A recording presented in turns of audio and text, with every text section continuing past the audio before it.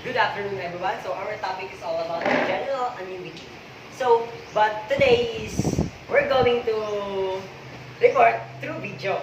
So Mr. Oreo would tackle about the general annuity of definition and terms.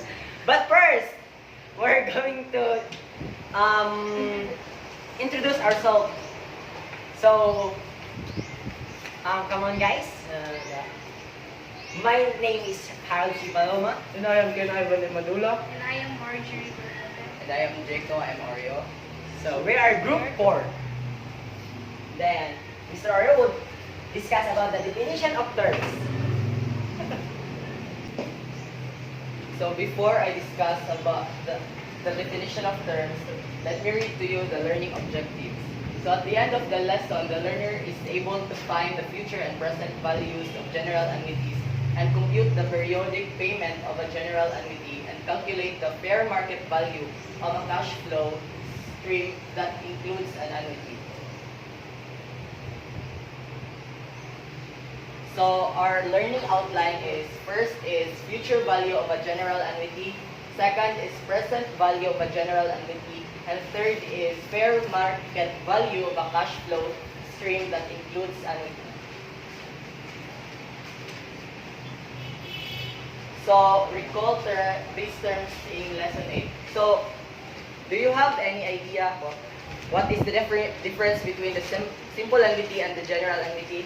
So based sa report nila Lendero kay ang simple annuity kay parehas ra ang iyang payment interval ug ang iyang compounding length of compounding period. Pero sa general annuity ang kanang yang payment interval ug ang yang length of compounding period kay dili na sila parehas. Difference na. So the general annuity, an annuity where the length of the payment interval is not the same as the length of the interest compounding period. General ordinary annuity, a general annuity in which the periodic payment is made at the end of the payment interval. So now the formula for finding the future value is F is equal to R times 1 plus I raised to N minus 1 over I. So, ang I is equal to 1 plus R raised to M2 over M2 raised to M2 over M1 minus 1. So, N is equal to M1 times T, where R is the regular payment, I is the equivalent interest rate per payment interval converted from the interest rate period per period, N is the number of payments, R is the nominal rate, M1 is the payment interval, M2 is the length of compounding period, and T is the term of annuity. So, let's have an example. The formula for present value is P is equal to R times 1 minus 1 plus I raised to negative N over I. So now, let's have an example for future value. So, Chris started to deposit 1,000 monthly in a fund that pays 6% compounded annually. So, how much will be in the fund after 15 years? So, ang atong regular payment rate kay 1,000. So, ang atong M1 is kana monthly man siya, so kana ang 12. Ang atong M2 kay quarterly man, so 4. So, ang atong time, 15 years, tapos ang atong rate kay 6%, so ito siyang i-convert into decimal. So, 6% is approximately 0.06. So ato pong kahanganda ng iyang N. So, atong i-multiply ang M1 o ang T. So, kanang ang M1 kay 12, tapos ang iyang T kay 15. So, 12 times 15, so ang atong N kay 180. Pero before nato makuha ang value sa future value, needs sa nato kuhaon ang value sa I. So, kanang using the formula I is equal to 1 plus R raised to M2 over M2 raised to M2 over 1 minus 1. So, ato na lang A kanang substitute. So, 1 plus 0.06 over 4 plus 4 raised to 4 over 12 minus 1. So, kung ato na siyang solve sa calculator, maka-come up din na siya o kana 0.00497521. So pwede po na ninyo i-try og solve sa calculator. So karon nga nakuha na nato ang kanang value sa I, pwede na nato makuha ang value sa future value. So F is equal to R, ang atong gamit ang formula, which is F is equal to R times 1 plus I raised to N minus 1 all over 1. So, i-substitute 1,000 times 1 plus 0.00497521 raised to 180 minus 1 all over 0.00497521. So, ang final answer sa future value is F is equal to 290,082.51. So, Go! So, para mas ma-understand pa nato ang pagkuha sa future value, let's have another example.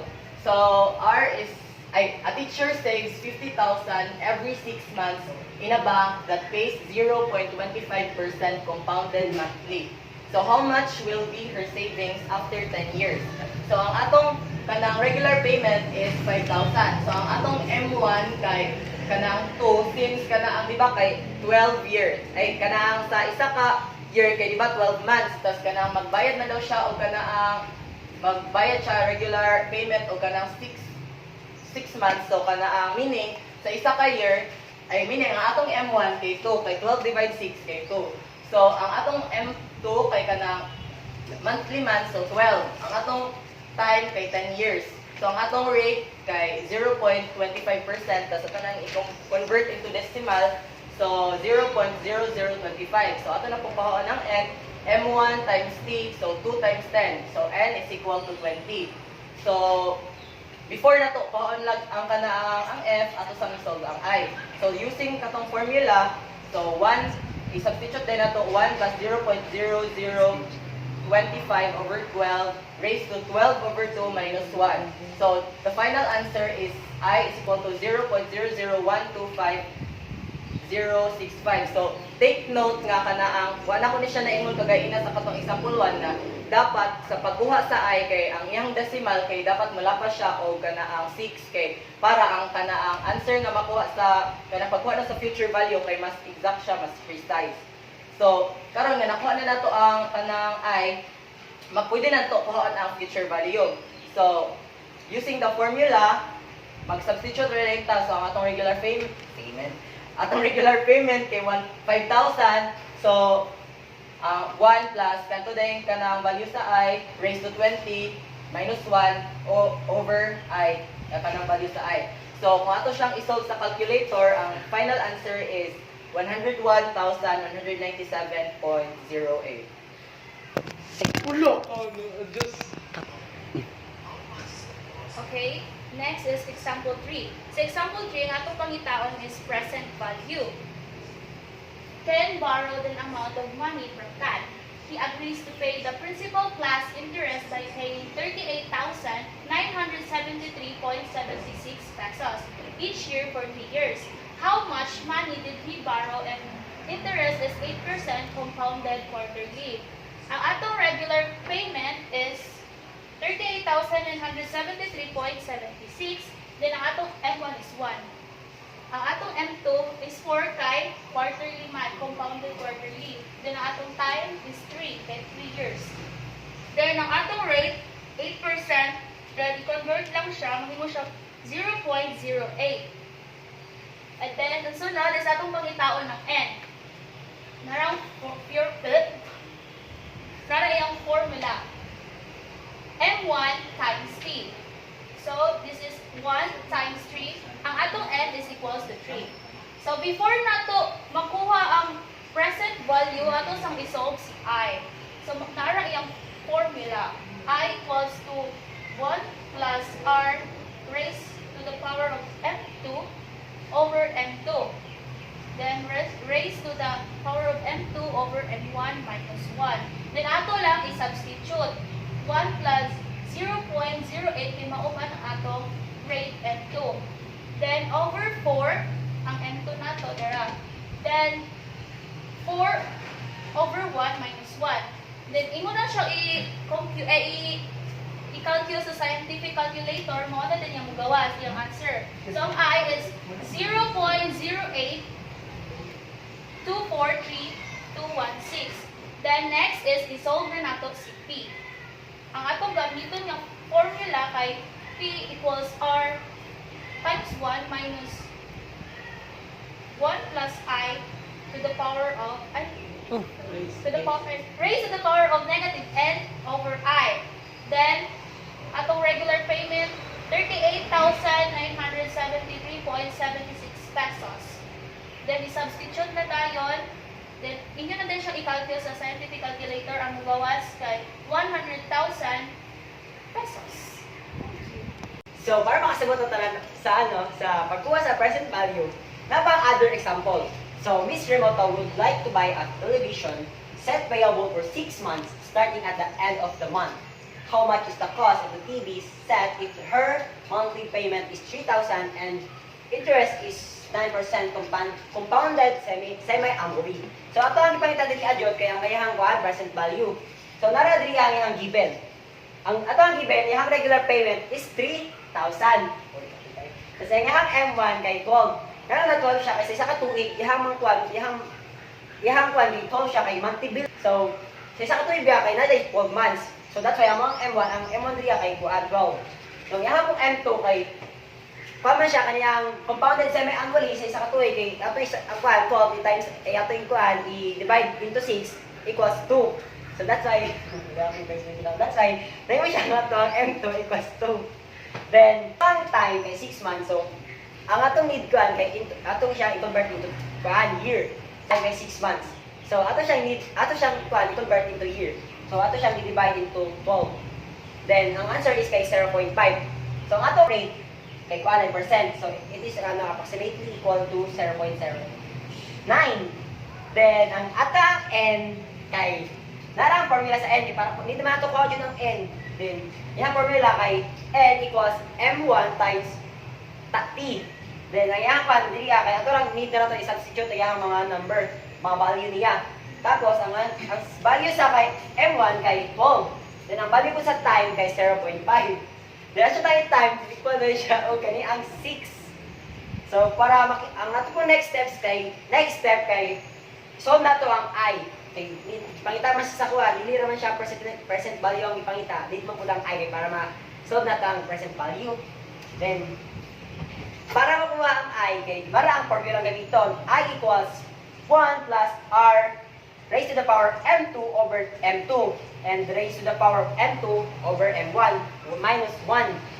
Then, ato na siyang i-substitute ko ang iyahang kuhan, value, kay para nato ma-solve. Then, ang value sa kuhan, atong value sa rate kay 0.09 over 2, which is ang ato ang M2. Then, kung na po siya, ito pong substitute rin sa M2 over M1 kay, lead man siya. Then, minus 1. Then, ang result kay 0.00736,312. Then, no curious mo, nga nung kuhan, sa ato ang kaning kuhan, sa ato ang magawa sa tuwa kaniyang scientific calculator kay ang magawa sa kay kanirang 736312 para ma-convert siya into 0 para magawas ning 0.00736,312 kay naman siya kuha na siya raised to the power of negative 3. Kanya kay at hindi na to siya ang point 7.3 hindi na siya i-transpose to left. Ang gabari ato siyang i-move forward to left. At to di ang kaning kuha na siya 0.367 ato siyang i-move forward katulo kay para mo result siya o ganing 0.00736,312. That's why nahimo siya muna ang result niya sa answer sa kan I. Then mag-proceed na ta sa kuan solve for P. Mo na gyud ato ang main main event. Then para makuha ka sa kaning kuan P kay nalang ato ang formula. P equals R 1 minus times 1 plus I raised to the power of negative n over I. So, ito lang i-substitute ang number sa ang kuan, ang formula, ang given na regular payment niya kay which is the 3,000, then 1 minus 1 plus 0.00736,312 raised to the power of negative 6.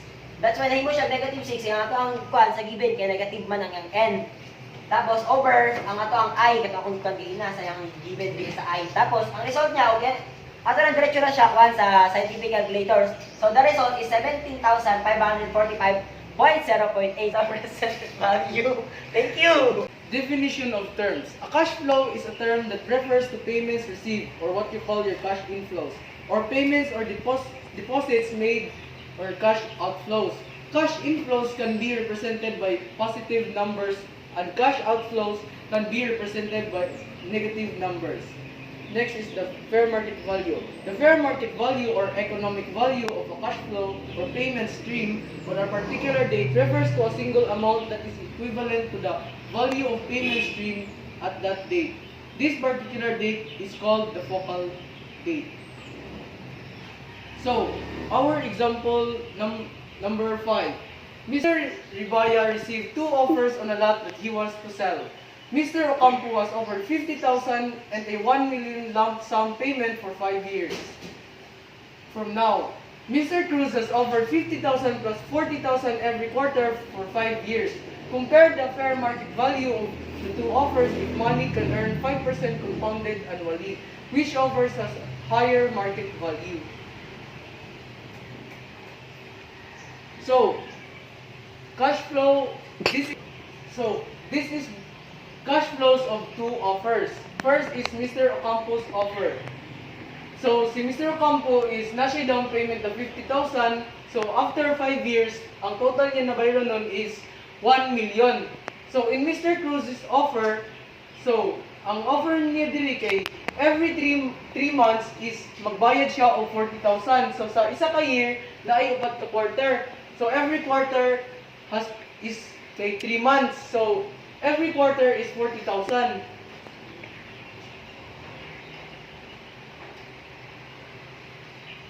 So, atong gipangita diri is fair market value. So, para makabalod na kung kinsa na offer has a high market value. So, first is the given. So, at una na to i-solve is kang Mr. Ocampo's offer. So, ang down payment diri ni Mr. Ocampo is 50,000, which is kani, and the future value is 1 million. So, our nominal rate or rate is equals to 5% or approximately 0.05. So, atong time diri is 5 years. And our M is equals to 1 since it is compounded annually. So our N is equals to 5. Since for a formula na N is equals to M times T. So ang atong N diri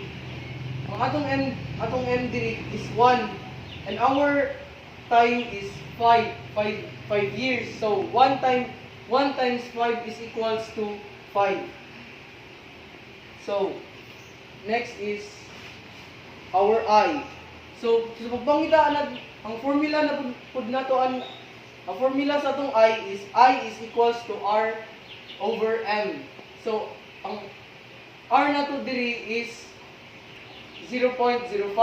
So 0.05, so ang M na to diri is 1. So 0.05 over 1 is equals to 0.05.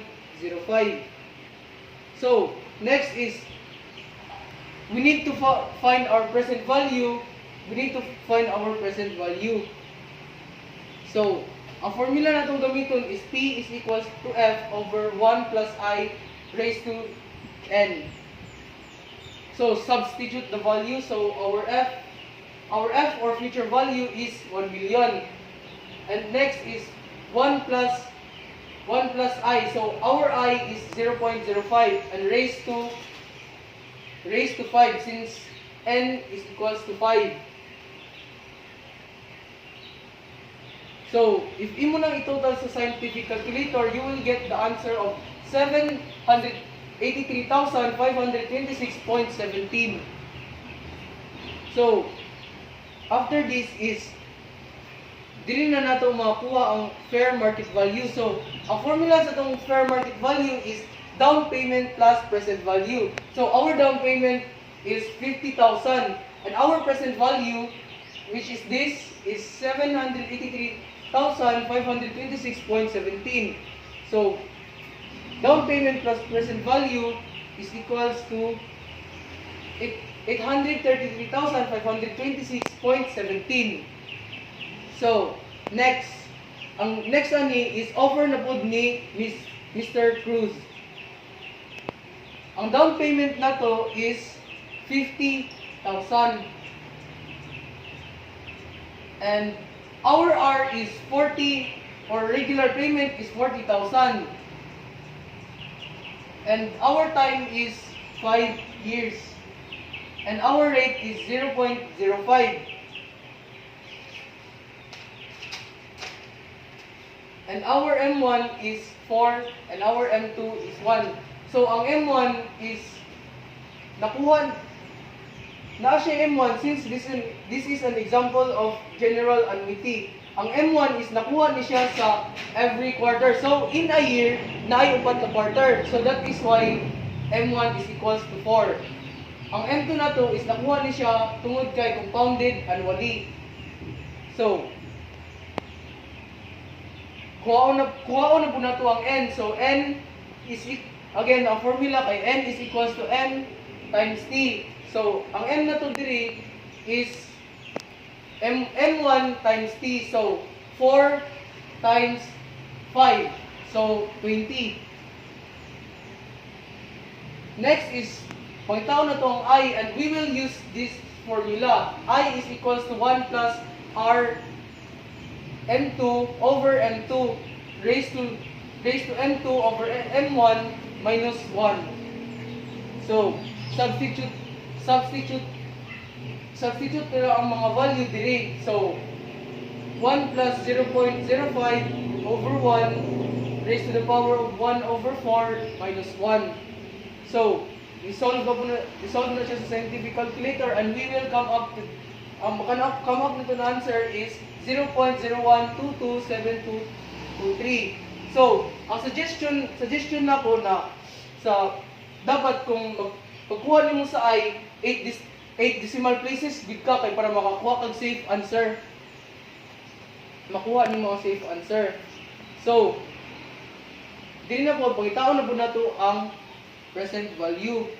So, the formula that we will be using is P is equals to R 1 minus times 1 plus I raised to the power of negative N over I.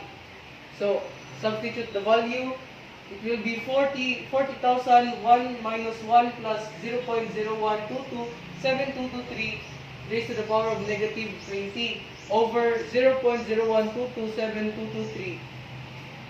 And the scientific calculator, and you will come up nimo na answer is 700,572.68.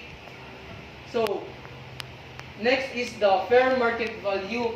So again, ang formula sa fair market value is down payment plus present value. So our down payment is still 50,000, and our present value, which is 705,572.68.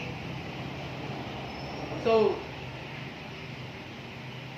ang makuha niyo na answer is 755,572.68.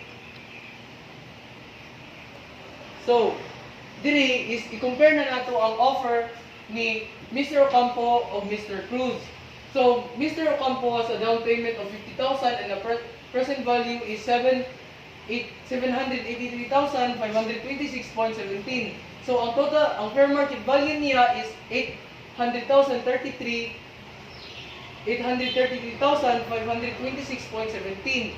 So, kang Mr. Cruz is ang down payment niya is 50,000 and his present value is 783,526.17. And Mr. Cruz fair market value is 755,572.68. So, kinsa na offer ang mas higher? So, di ba ka Mr. Cruz? So, if you were, kung ikaw si Mr. Ribaya, kung kinsa man nimo isel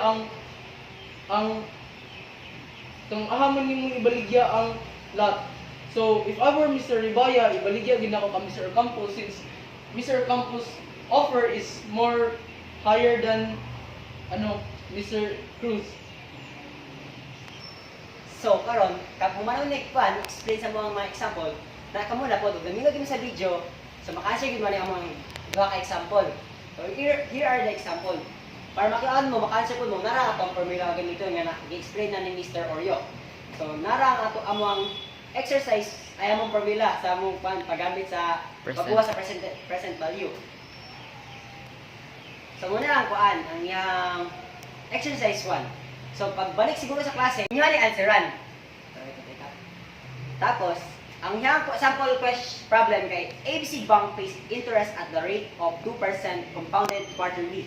How much will Ken have in the bank at the end of 5 years if the deposit 3,000 every month? So, muna ang kuan, first question. So, ang atang pang-aduhang question kay a Sara set is for sale at 16,000 in cash or on monthly installment of 2,950 for 6 months at 4% compounded semi-annually, which is lower the cash price or the present value of the installment term. So, muna yung atong question number 2. Makatubag na jud mo ani og naminag mo sa among video karon among present na ihang tanawon. Kung dili mo katubag ani, wala tay glayman, no choice sige tani na guys. So, thank you for listening and that's all our report. Then, tana ang nga sabtan. Thank you.